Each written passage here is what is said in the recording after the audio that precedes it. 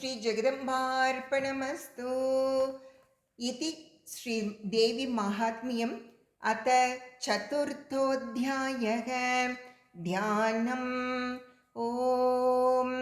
कालाप्रभां कटाक्षैररिकुलभयदां मौलिबद्धेन्दुर्येकां शङ्खं चक्रं कृपानं त्रिशकमपि करैरुद्वहन्तीं त्रिनेत्रां सिंहस्कन्धादिरूढां त्रिभुवनमखिलं तेजसा पूरयन्तीं ध्यायेद् दुर्गां जयाख्यां त्रिदश परिवृतां सेवितां सिद्धिकामैः। ॐ ऋषिरुवाच शक्रादयः सुरगणा निहतेति वीर्ये तस्मिन् दुरात्मनि सुरारिपले च देव्या तां तुष्टुवुः प्रणतिनम्र शिरोदरां सा वाग्भिः प्रहर्ष पुलकोद्गम चारुदेहाः देव्या यया ततमिदं जगदात्मशक्त्या निःशेषदेवघनशक्तिसमूहमूर्त्यां तामम्बिकामखिलदेव महर्षिपूज्यां भक्त्या नता स्म विदधातु शुभानि सा नः यस्याः प्रभावमतुलं भगवाननन्तो ब्रह्माहरश्च न हि वक्तुमलं बलं च सा चण्डिका किल जगत्परिपालनाय नाशाय चाशुभभयस्य मतिं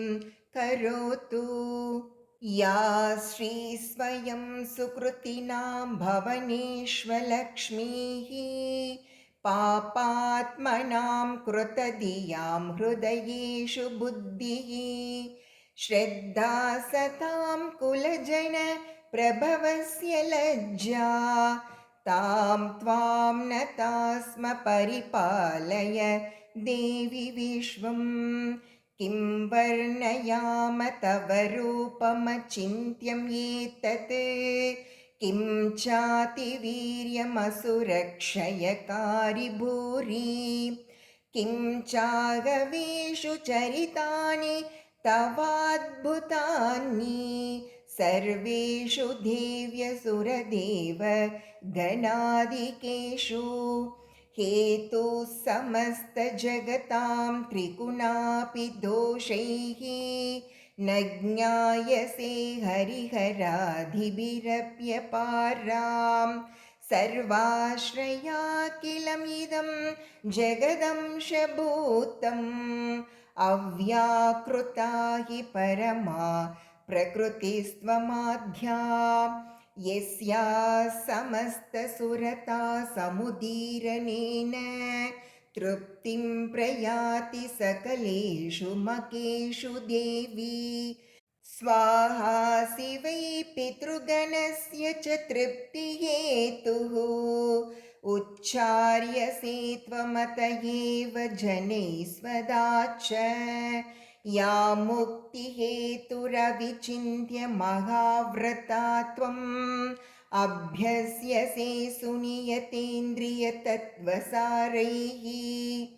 मोक्षार्थिभिर्मुनिभिरस्तसमस्तदोषैः विद्यासि सा भगवती परमा हि देवी शब्दात्मिकासु विमलर्घ्यजुषां निदानम् उद्गीतरम्यपदपाटवतां च साम्नां देवी त्रयी भगवती भवभावनाय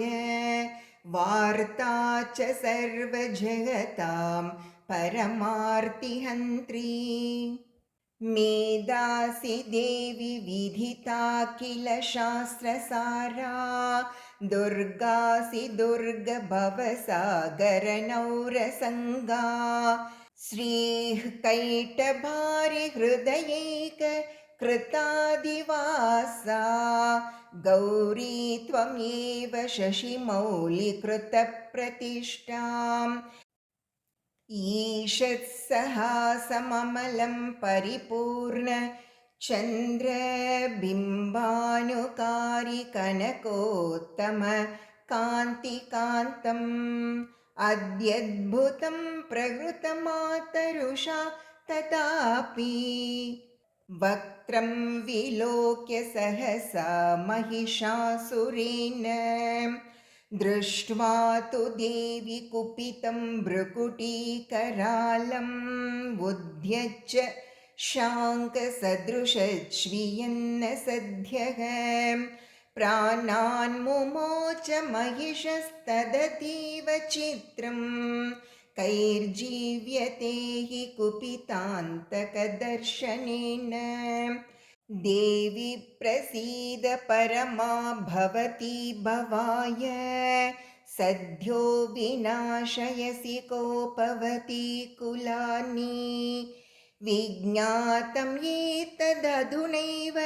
यतस्तमेतत् नीतं बलं सुविपुलं महिषासुरस्य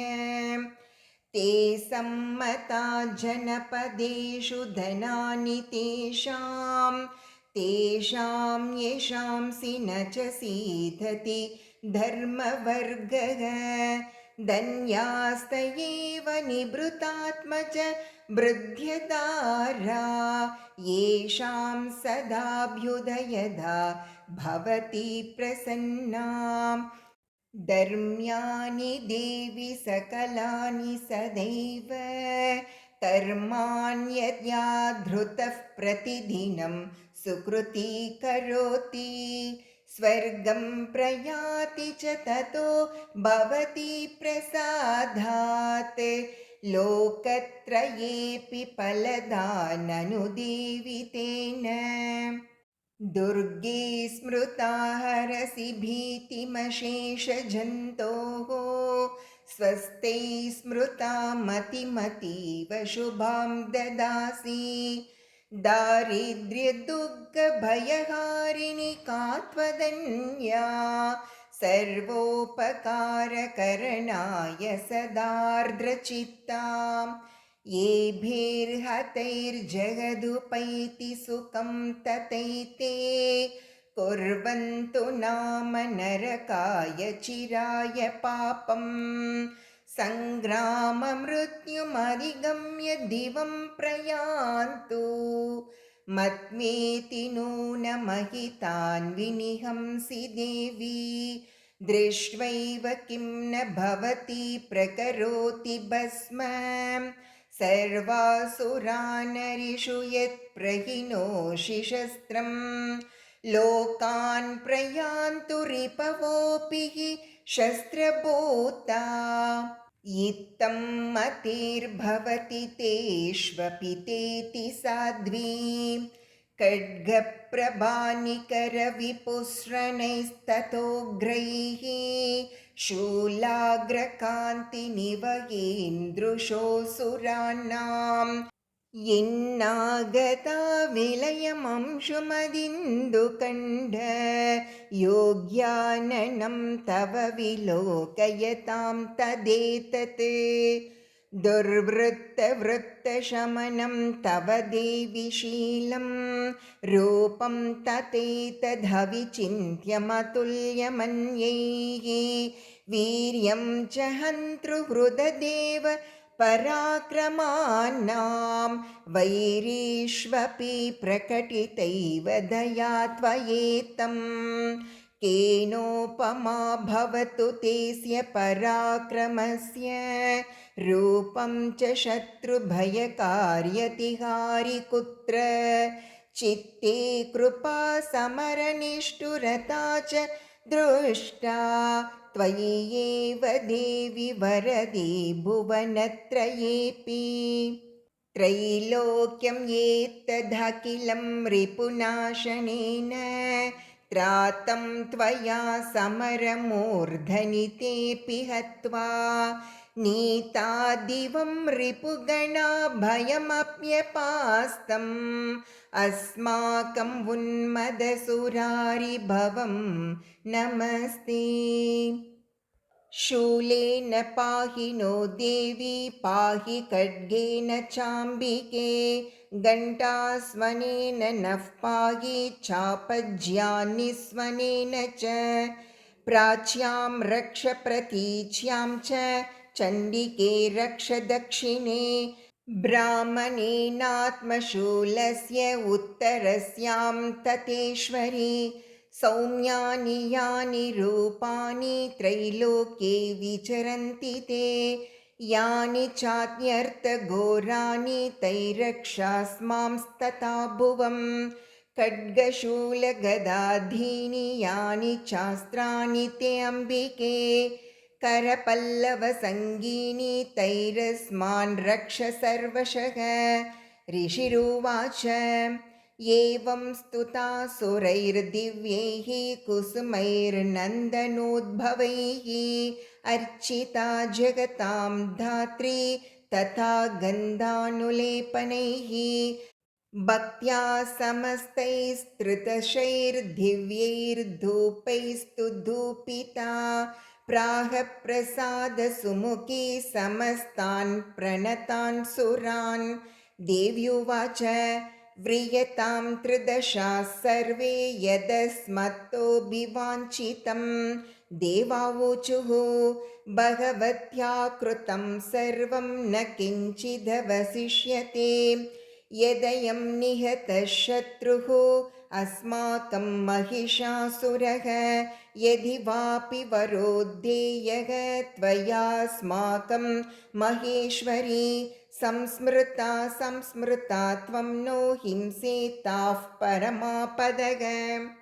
यश्च मर्त्यस्तवैर्येभिः त्वां स्तोष्यत्यमलानने तस्य विद्धर्धिविभवैर्धनधारादिसम्पदां वृद्धये स्म प्रसन्ना त्वं भवेत्ता सर्वताम्बिके। ऋषिरुवाच इति प्रसादिता देवैर्जगतोऽर्ते तथात्मनः तथेत्युक्त्वा भद्रकाली बभूवान्तर्हिता नृप इत्येतत् कथितं भूप सम्भूता सा यथा पुरा देवी देवशरीर्येभ्यो जगत्त्रयहितैषिणी पुनश्च गौरी देहात् सा समुद्भूता यथा भवते वधाय तुष्टदैत्यानां तथा शुम्भनिशुम्भयोः रक्षणाय च लोकानां देवानाम् उपकारिणी तच्छृणुष्व मया ज्ञातं यथावत् कथयामि ते। ह्रीं ॐ श्री जगदम्बार्पणमस्तु।